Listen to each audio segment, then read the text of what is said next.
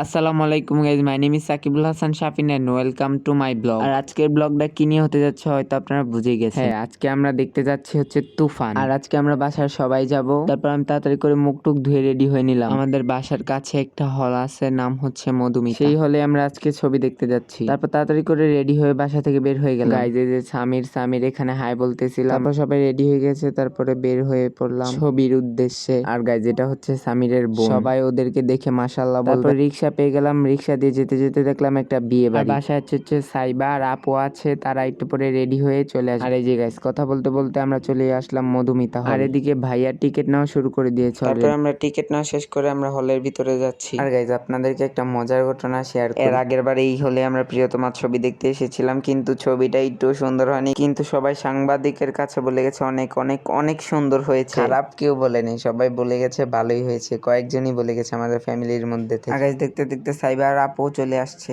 Guys, আমরা যে আসছি পাক্কা 1 ঘন্টা হয়েছে, তারপরে এখনো মুভি শেষ হয়নি। আর যে সাইবা সবাইকে দেখে খুশি হয়েছে অনেক। আর আমাদের শোটা ছিল 9টার, কিন্তু আমরা এসে পড়েছি 8টা বাজে। তারপরে কিছুক্ষণের মধ্যে আমাদের শো শুরু হয়ে গেছে। তারপরে আমরা হলের ভিতরে ঢুকে গেলাম। তারপর আমরা যার যার সিটে বসে পড়েছি। তারপর শো শুরু হয়ে গেল। শাকিব খান বলতেছিল যাতে কেউ ভিডিও না করে। আপনারাও আমাদের সাথে একটু তুফানকে এনজয় করেন।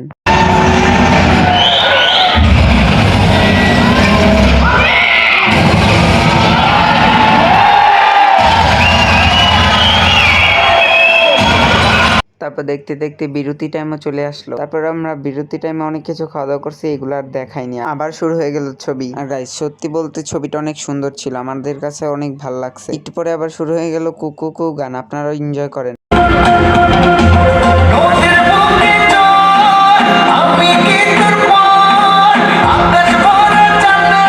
এখন আবার আসছে উড়াদুরা গান, দেখেন আপনারাও।